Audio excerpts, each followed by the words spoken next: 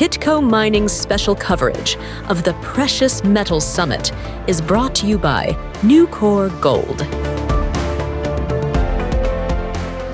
Investors are still responding to drilling results. I'm Paul Harris with Kitco Mining at the 2024 Precious Metals Summit in Beaver Creek in Colorado. And joining me today to talk about this is Scott Berdahl, CEO of Snowline Gold. Scott, welcome back to Kitco. Thanks, Paul. Glad to be here. Now, before we talk about the exploration success you continue to have in Yukon with the Valley Project, the road target there, I'd like to start on a personal note. While many junior gold explorers struggle to gain attention, this has not been an issue for Snowline, following a string of long and high-grade drill intercepts over the past 3 years. You've been in the spotlight, as I say, for about 3 years now. You're one of the up-and-coming young CEOs in the space. How has this been for you and the company, this ride? I mean, it's been something. It's funny looking at it and seeing that this is the dream run. This is the best case scenario, and it's a lot. The challenges come in from different directions every day, it kind of gives me a new appreciation for the industry as a whole, the junior industry as a whole. That if this is what it's like in the best case scenario, then it's a tough space. But obviously, we've been on a great run. Really happy with the team that's come together, and that's made it so much easier. Like really, the Snowline success. I've been in the spotlight, but there are so many people that have come on board and that have built the company and pushed the company to where it is now. So I get to sit here, and we still have a whole bunch of people in the field working very hard, making things happen. Everything from cutting the core to organizing the program and everything in between. And so I wouldn't be here if it wasn't for all those people doing a lot of really good things, and we wouldn't have had this trajectory if they hadn't done that. I think that's something that often gets overlooked. As you say, you're the public face of the company. For a lot of people, it's just a three-letter ticker symbol. But behind all that, there's dozens of people working every day getting things done. Yeah, exactly. I think we've built a really good culture in terms of accountability and in terms of doing things the right way. But people show up. We're working hard, and I work hard on this front, and the team in the field is out there from morning to night through the whole summer season, and just making incredible things happen out there. Now, you've been in the spotlight for 3 years. Are there particular things that surprised you, shocked you, that you've encountered as you've been through that sort of learning and growth process? I wouldn't even know where to begin, but of course, when it comes to even just drill results, when you start to throw 1,000+ gram meter intersections into the market, and the stock price trades down 2% on light volume, it can be kind of eye-opening to see the gap between what you're doing and what market forces are doing, and seeing where it connects and where it doesn't. I imagine trying to figure out what the market wants and how the market responds is one of those unfathomable questions. Well, if you could do that, I don't think you'd have to run a company. You could probably just invest full time. Okay. Now, in addition to drill success, you've also successfully managed to raise funds in a very difficult market to keep the drills turning. How much of a challenge has it been to keep the company funded and able to execute? I think we've been really fortunate there. And again, it comes down to that trajectory with the exploration success right out of the gate, and getting very good results from early on, but also from near surface, from over big distances, continuous, and that sort of a thing. And so the project has sort of set itself apart from an early stage, and that's attracted capital intrinsically. Not to say that we're not out here trying to make ends meet and trying to make things work, but we've been really fortunate on that run, and even in a bear market, or even call it a stunted bull market or whatever you want to call it. I think good projects can still bring in capital. So we've been extremely fortunate in that regard. Obviously, one of the reasons why capital is attracted to Snowline Gold is the success you've been having drilling at Rogue in particular. How big is Rogue looking? So the Rogue project is, it covers basically a 30 by 60 kilometer area with a whole bunch of different targets, and in the Valley target there, we had the initial resource out in June of this year, it's just the initial estimate. We're still working away at it, but we have over 4 million ounces in the indicated category, another 3 inferred, for a total of I think it's 7.3 in all categories. So coming in at a nice grade of over a gram per ton, I think 1.4 grams per ton. And so, and we're just getting started. It's very top heavy too. I don't think this is the forum to get into the nitty gritty of how it all stacks out. But if you do look into those reports, we've broken it out into multiple shells sequentially as you go, and it's incredible to see how much of that is very high grade, right near surface. Exactly what you'd want to see when you're turning on a mine. So. Now, obviously, you're continuing to drill. What's the drilling plan? What are you looking to do with the meters you're putting in the ground now?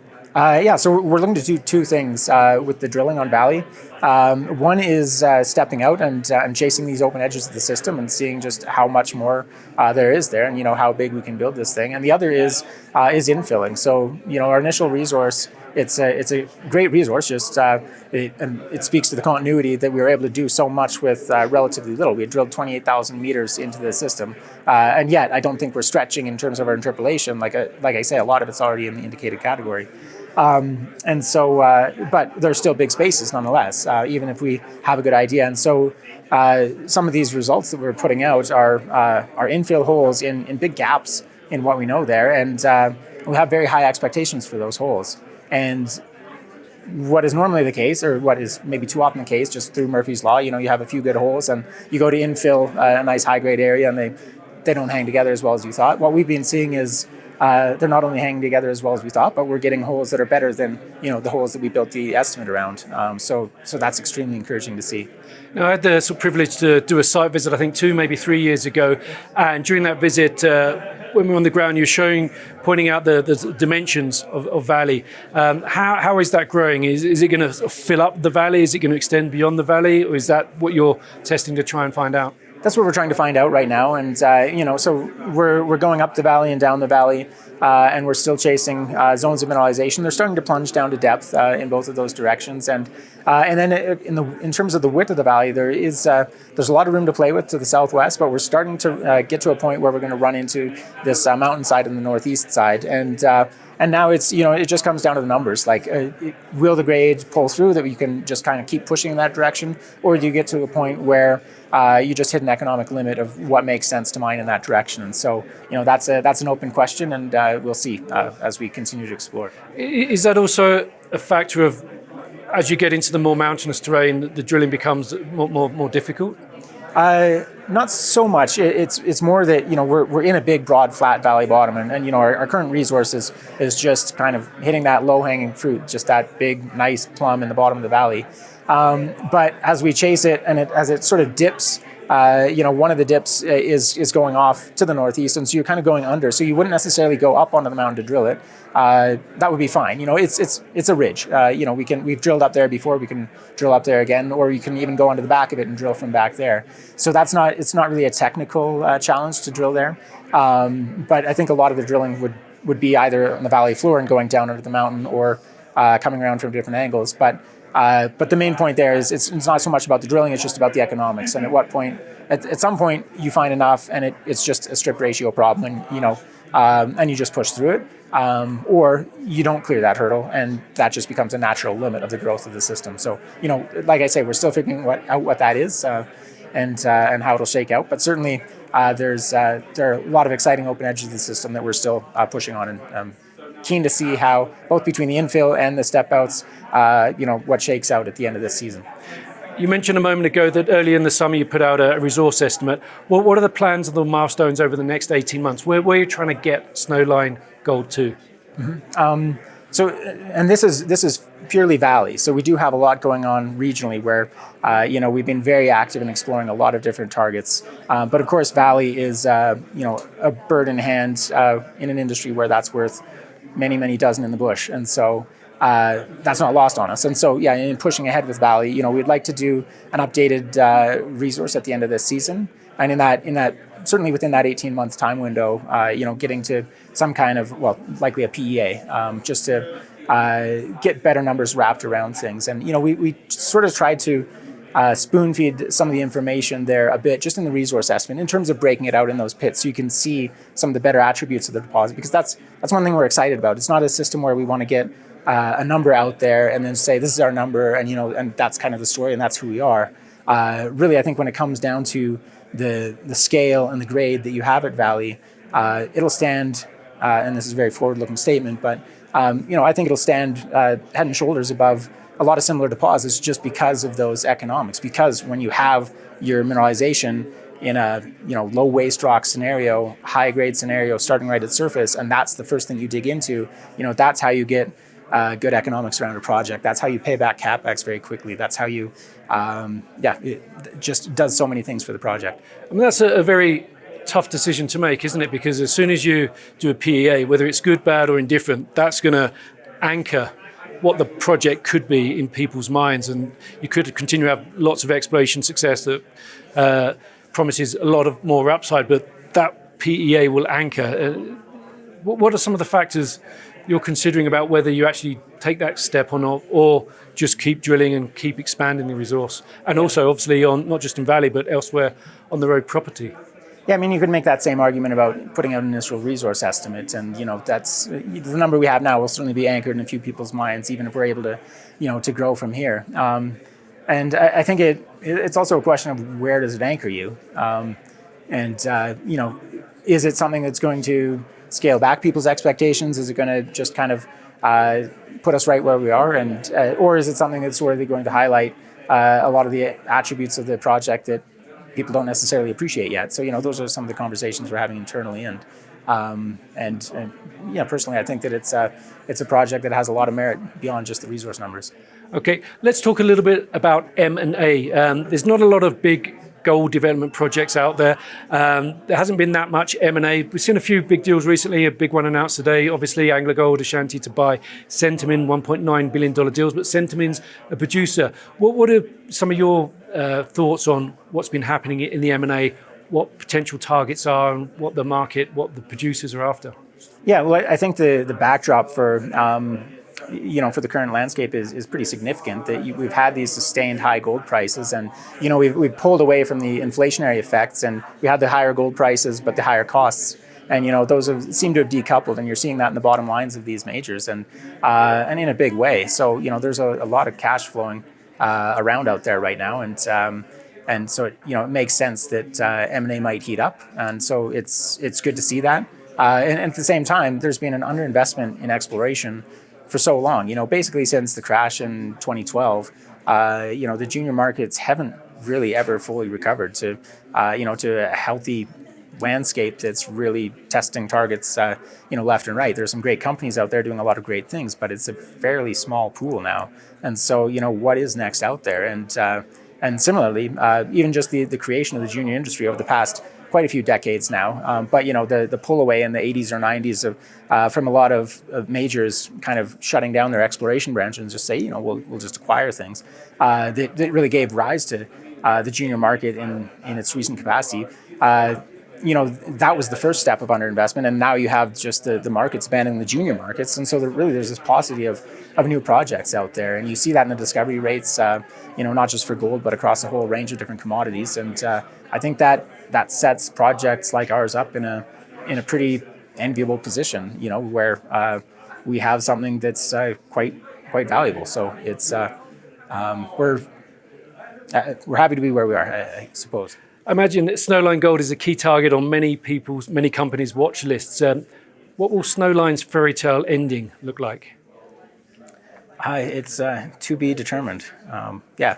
We'll see. I mean, right now we've got our nose to the grindstone, and we're working ways to build value out there. And we're operating in two different frames at the same time. One is being very cognizant of that M&A space, and trying to ensure that we're not fumbling anything there. But our main focus is really, we have these projects, and we really need to operate in a silo and just kind of ignore all of that. And how do we build value with what we have here? How do we turn this into a mine that benefits not just our shareholders but the Yukon? We have a pretty special opportunity there. So we're happy to run with that as far and as fast as we can until someone tackles us off our bicycle, or maybe we just bike off into the sunset. Now, as you mentioned, building and operating mines is a tough business, and the Yukon recently saw over the summer one of the sort of tougher things that the mining space can throw up. What impact has the Victoria Gold heap leach failure had on Yukon, and also potentially by default on Snowline and your prospects? Yeah, I think it's forced some tough conversations in the Yukon, but some necessary conversations in the Yukon, and ultimately I think it's had the most effect on the market front and the media front, of course. Not pointing to you as media specifically, but it's really the reaction from the outside. I think is a lot different than the reaction from the inside, and I've been heartened to see messaging coming out both from the Yukon government, from First Nations within the territory, and from companies operating in the Yukon as well. It's very clear that the Yukon has mining in its future, a bright future of, and really there's we don't have a ton else to do up there. We have some fantastic landscapes. You've seen them. We have good tourism potential and that kind of a thing. But when it comes to a solid year-round economic backbone, it's hard to replace mining at this stage. And so, that's clear in the communications, whether directly or between the lines, when you see it from various entities in the Yukon. That we have lessons to learn from what happened there. I think the whole industry, not just the Yukon, wants to see what happened and how it happened and how we can prevent that from happening again, obviously. And so, at the end of the day, we're just doing what we're doing there. Now, the government acted relatively quickly to sort of take control of the situation, to resolve it as it fits that it needs to be resolved.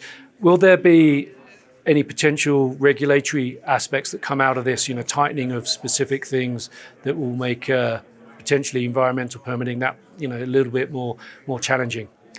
It's possible. The Yukon government has committed to doing a independent panel review of the incident and get to the root of what were the causes, how did it happen, and they say that they won't permit another heap leach project until that is understood and incorporated into the legislation. So it doesn't.